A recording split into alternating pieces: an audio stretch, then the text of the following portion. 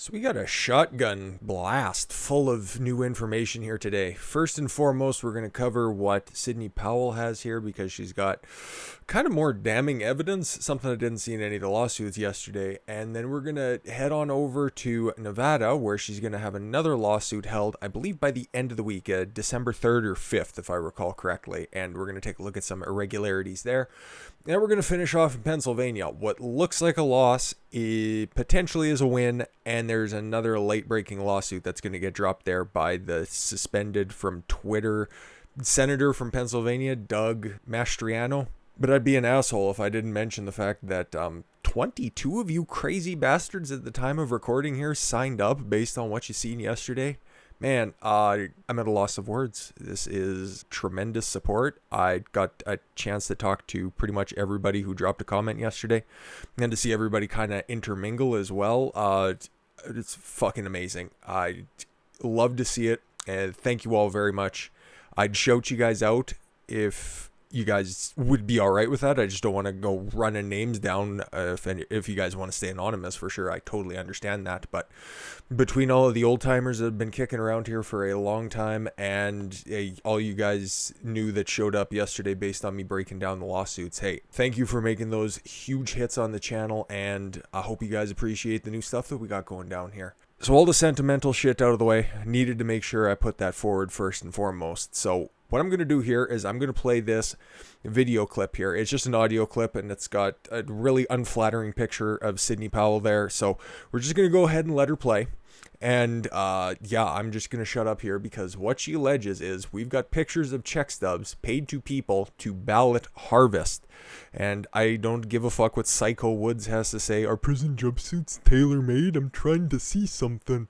What a fucking useless comment. You can see this all the time, and that's why I hate when people just do Twitter journalism, and I try to, it's not what I do is journalism by any stretch of the imagination, but I don't like to use Twitter because it's always easier to destroy than create, and that's all you see on here is just a bunch of, well, destruction merchants for lack of a better term. And Powell also makes a few other claims in here as well, so you know what, your boy's just going to shut up for a half second, and I'm going to let her play. We've got pictures of the check stubs paid to people to ballot harvest and do fraudulent voting. So this year was every means and manner of fraud that you can possibly imagine, and many that you could never imagine. So how many fraudulent votes do you think that Joe Biden had on his side of the slate?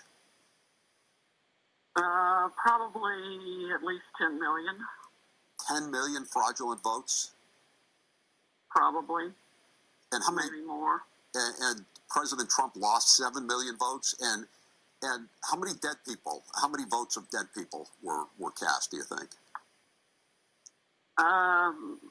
We're still tracking down that data to see if what we've been provided is real, but if it is correct, it's several million.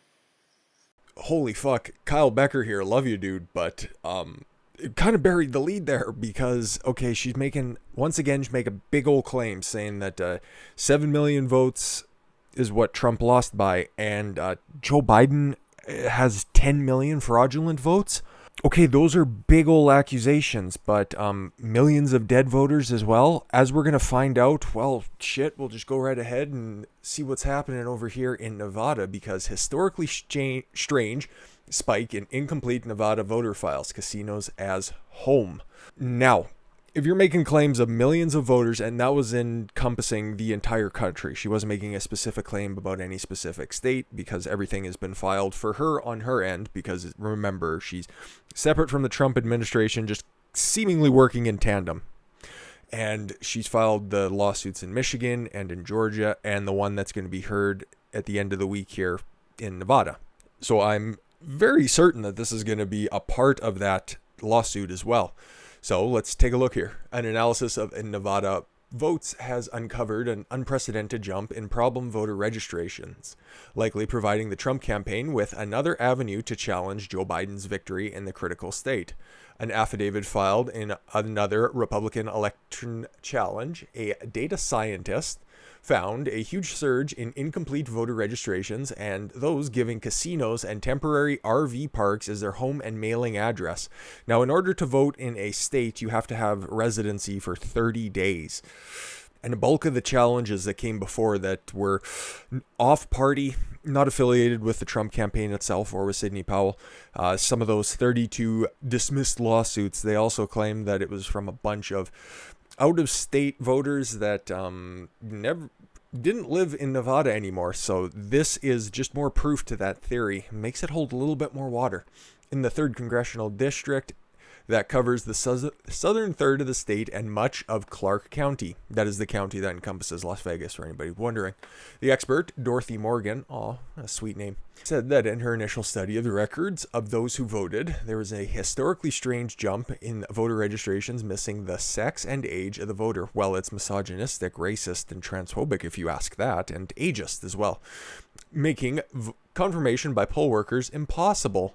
Well, geez, if you're trying to commit widespread fraud, why would you make something very, very easy to track? You'd try to make it as obfuscated as humanly possible, right? Sure seems that way.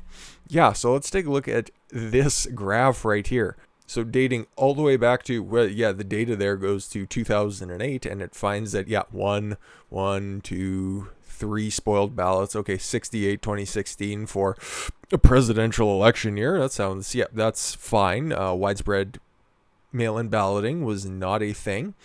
2017 would have been a couple of local elections. 2018, okay, we're starting to see it trend up. And then 373 in 2019. And then, holy fuck, 13,372. 74% of those registrations also took place between July and September using incomplete voter registration information as well as using casinos and RV parks. Oh man, that seems to follow in line too.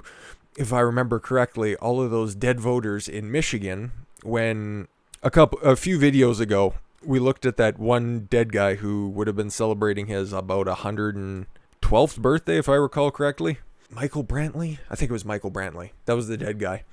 And he requested his ballot during that time frame as well. He returned it back in October. I do remember that, but he requested it in, I think, late September. I'm not saying it's totally systemic, but yeah, the receipts kind of check out here. She found that in the past presidential elections, there were 68 voter registration missing the critical data. In 2020, it was 13,372. What's more, 74% of the incomplete registrations took place between July and September this year. In her 2-page affidavit, which isn't evidence, it's just circumstantial, shut up, provided to Secrets, Morgan wrote, this investigation found that over 13,372 to be precise, voters whose voter registration information revealed no sex or date of birth. Perhaps they're aliens. That's why we need that wall.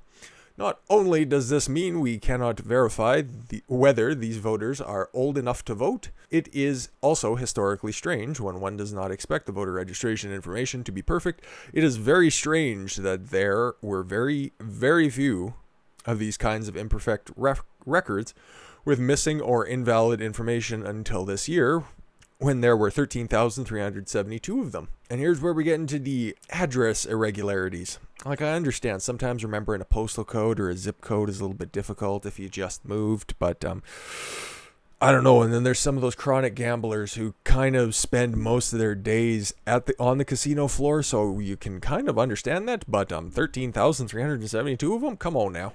I've also identified dozens of voters, this is Dorothy speaking, not your boy Don here, who listed their home or mailing address as a temporary RV park and casino. Right. In a Thanksgiving Day interview from her Texas home, Morgan said, "It's weird. So what I found is that there were just a lot of people who have 0 birthdays, 0 birth month, and an unknown sex." You'd understand that a lot more if it was taking place in, I don't know, maybe like Portland. Then she said, after checking past history in 2020, I saw that you have a handful of people, and then all of a sudden you have 13,000 people making an error in 2020, and that just ain't right. Her affidavit was filed on behalf of Dan Rodimer, who lost his election to Representative Susie Lee in Nevada's 3rd Congressional District. He lost by 13,000 votes.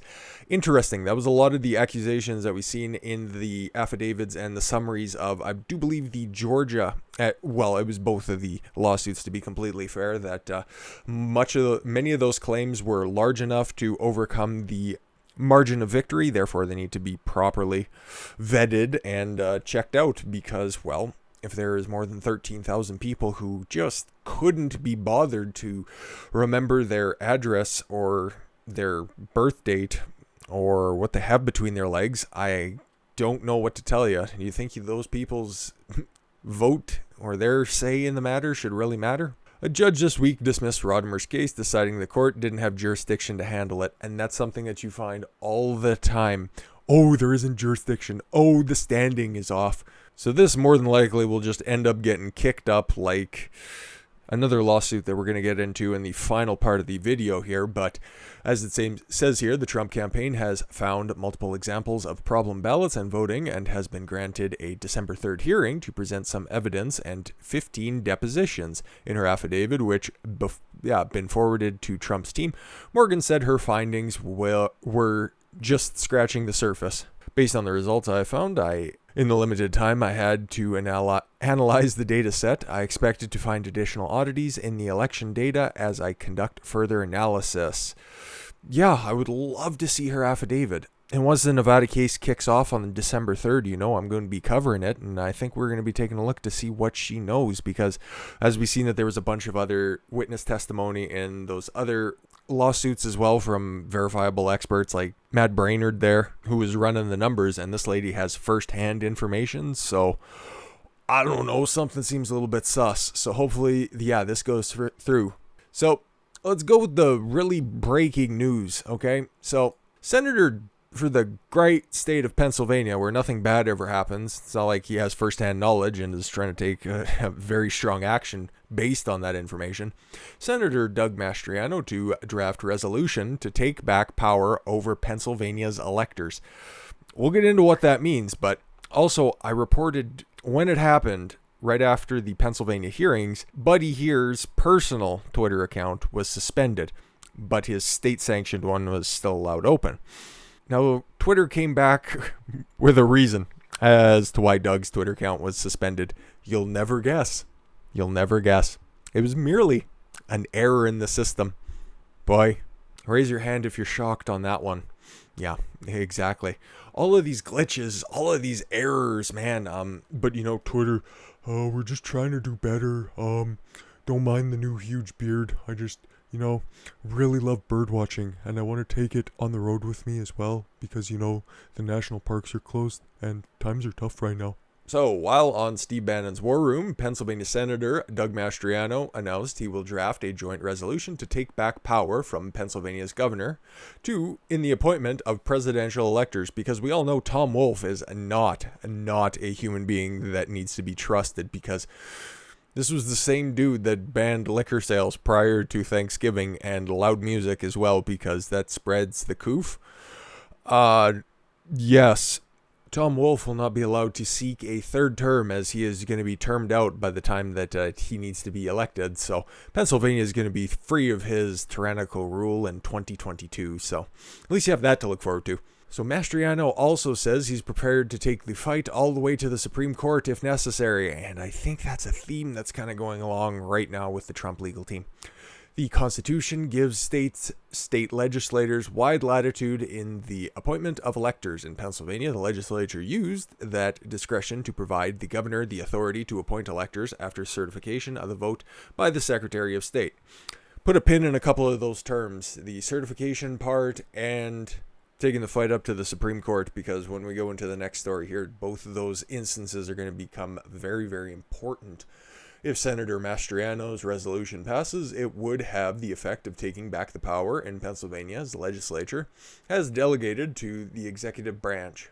In essence, the Pennsylvania legislature would become responsible for the appointment of elector again, which means that the legislature could, at least theoretically, deem the election fraudulent and only appoint a slate of Trump faithful electors.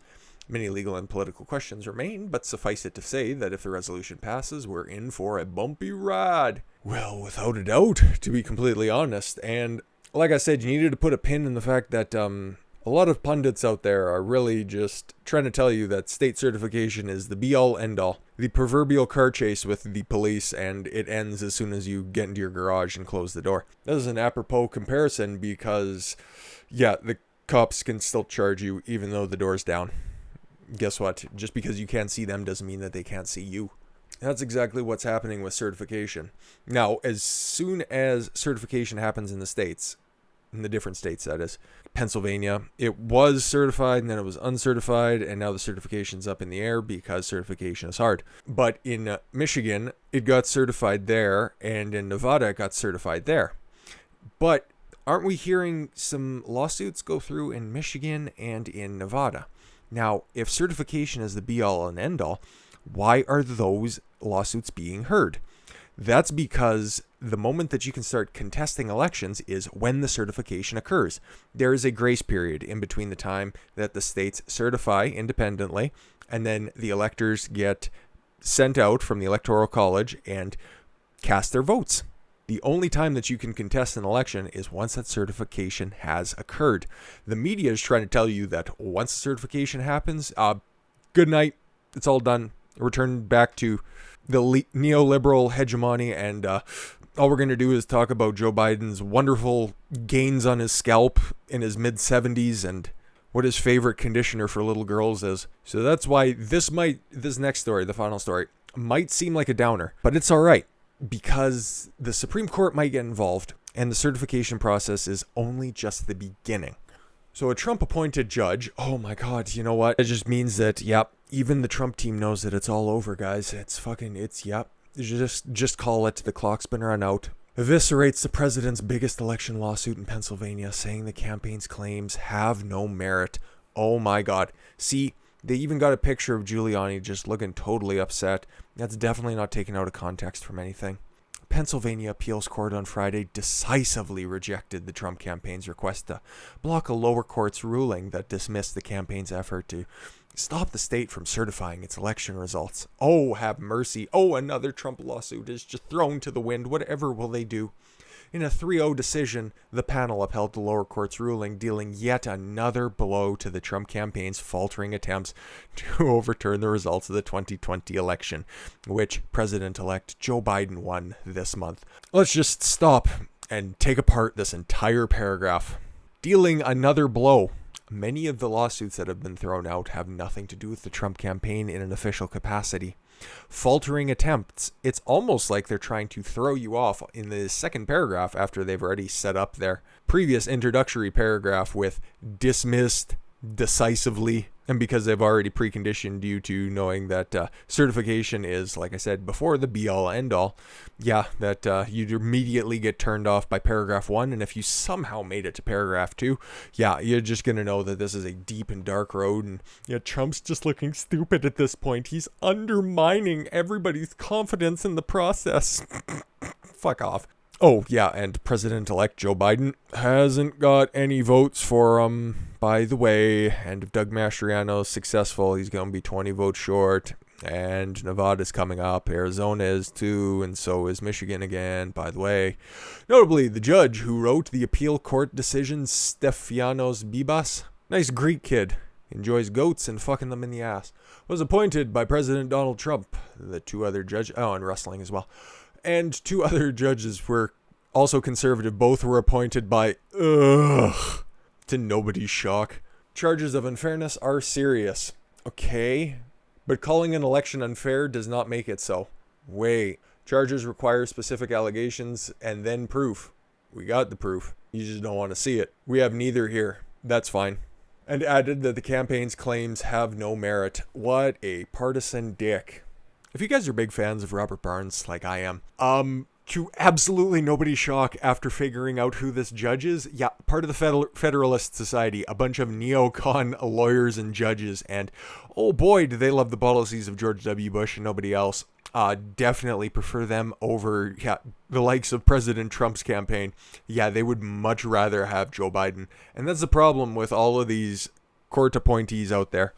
Trump got fed bad information by a bunch of rhinos in his party. I think we all kind of realized that the likes of Mitch McConnell, Mitt Romney, guys who used to have a lot more say. Okay, yeah, Mitch McConnell really stood up for Brett Kavanaugh.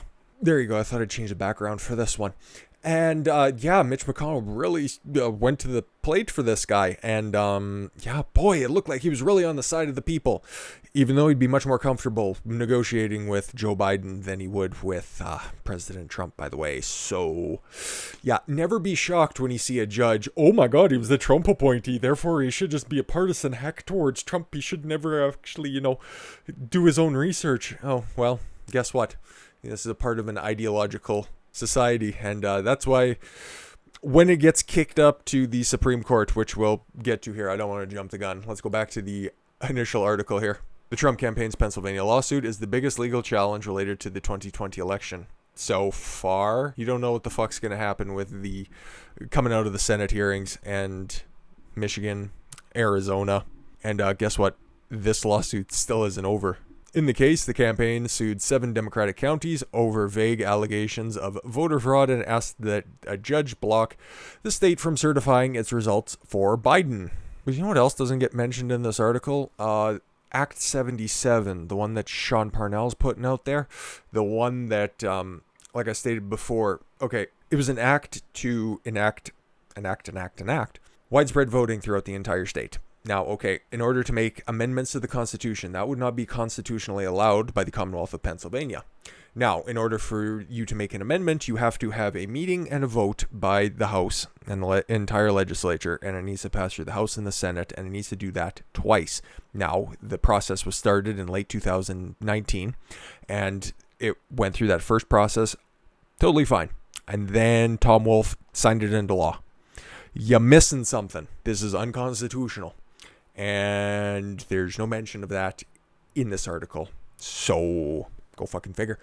However, the 2 instances that the Trump's legal team singled out as evidence of voter fraud did not take place in any of the counties that sued. I clicked on the link and it doesn't provide any information. So, guess what? Business Insider, as much as I love you sometimes, boy, do you got this one fucking wrong. It's probably just a different writer. That's why I don't like to write off entire places, unlike, well, CNN's just kind of a comedy page at this point. But sometimes writers are good. Sometimes writers are bad. This one is the latter. It's not normally entire institutions, but, oh, buddy, it's getting real tough out there. There's only a few places that I trust wholeheartedly, and that's just not my preference. It's, well, I've got a set of eyes, and you guys have a set of ears as well. They occurred in Fayette and Luzerne counties, both which overwhelmingly voted for Trump. Ooh, that sucks. Arguing before a Pennsylvania district court, Rudy Giuliani's made unspecified and baseless claims about widespread national voter fraud. I'm sure he didn't, but you'll put it in quotes and make it look like that's the only thing he was arguing because he doesn't have any evidence. I have a book of evidence. You don't have any evidence. Okay, well, we're going to point it directly in his direction. The evidence still stands. You don't have any standing on that. Ah, fucking stupid. As a result, U.S. District Judge Matthew Bram dismissed the lawsuit, saying it was an effort to disenfranchise 7 million voters. That is such a lazy interpretation of things, but yeah, it's even lazier when you just write it up like that and you don't realize the fact that Rudy Giuliani was only calling for the 800,000 votes that came in erroneously in the middle of the night after everybody apparently went home. Those were the only ones that were asking to be checked and audited. We weren't asking them to throw out 7 million votes. You disingenuous hacks. So what happens? The campaign appealed Bram's decision on the Third Circuit Court of Appeals, which on Friday tore apart the presidential legal team's argument. Okay, so it went through the regular state court. It went through the appeals court. Guess where it goes after that? Guess. I think it goes to that place where we saw guys like Brett Kavanaugh, Samuel Alito, who took special interest in Pennsylvania, by the way, and then they totally disregarded his work and definitely wouldn't, hold a grudge on that one. And speaking of holding the grudge, how about Clarence Thomas? Yeah, you bet she's going up to the Supreme Court. Now, as much as we know that everybody on the court, well, the court has a right-leaning favor to it right now. General consensus would be that there are 6 justices that were appointed by Republican presidents, and then there's 3 that were appointed by Clinton and Obama. For all intents and purposes, right now, it really is just 5-4 because John Roberts, the Chief Justice, he's just a liberal, to be completely honest. So that's why it kind of points out that Brett Kavanaugh is a little bit of a swing judge. And Amy Coney Barrett, when she was appointed, she had a choice to rule on whether they stayed the decision to not have widespread mail-in balloting in Pennsylvania. She chose to recuse herself because she didn't have the time to read over the judgment. Yeah, it was 100 pages. She had a team of clerks. She could have definitely got up to speed on that one and realized, hey, that ain't constitutional. And that's what she said that she was wanting to do. And that's what she was appointed to do when she was confirmed and put on the Supreme Court of the United States, that she was only going to interpret the Constitution. Well, she let everybody down the first time, and we're stuck in this situation in Pennsylvania, partly because of that, and partly because the Democratic voter fraud machine is so vast in Pennsylvania that it stretches decades and decades and decades. So hopefully she doesn't bite everybody in the ass a second time. Optimistic about it, I suppose, because, yeah, there is constitutional precedent here, and they will actually look at the evidence and not just be a bunch of Federalist Society hacks, even though Barrett, Kavanaugh, and Roberts all are. Clarence Thomas has a thing of seniority there, and if y'all aren't necessarily familiar with his story, oh buddy, he got Kavanaugh'd in the late 90s. Oh, I'm sorry, yeah, the early 90s when HW was in office, and he was getting grilled like a motherfucker over baseless, literally baseless allegations. He made a joke about somebody's eyelash on a Coke can and said, hey, somebody short and curly's over there on it. And apparently he was, yeah, just like Kavanaugh, a despicable sex addict, and therefore was not fit to be on the Supreme Court. Well, decades later, we know that, yeah, those claims were baseless, but who was the one who was in charge of trumpeting those accusations? I'll give you one guess, and he's the same fucker who's already in a straw castle under a fake banner. That would be Joe Biden was leading the Senate at that point and making life a living hell for Clarence Thomas. So I know judges are supposed to be impartial, but wouldn't it just be so terribly sweet if Clarence Thomas could be the one saying, fuck off, Joe, after 30 years. After 30 years, he's been waiting to exact his revenge. This entire suite of lawsuits is going to catch the left so far off base. Oh my God, the reckoning is going to be hilarious. And like I was saying to one of my friends out there, we were talking back and forth, I think the outrage from the left, if this does in fact get overturned, and I'm becoming more optimistic day by day when it comes to it, and it's not like I ever lost hope, but the outrage from the left and all of the rioters out there, buddy, it's going to get fucking spicy there. But I think it'll get calmed down very, very quickly because governors, mayors aren't looking for re-election right now. They've already achieved that, and they can come in with the National Guard. And if Trump's in there again, guess what? National Guard. Is that the proper terminology? Yeah, that'll just get smacked in there. So, yeah, bitch and moan as much as you want. This is going to get good. So that's, yeah, once again, just a little background on Nevada. Nevada's coming up next week.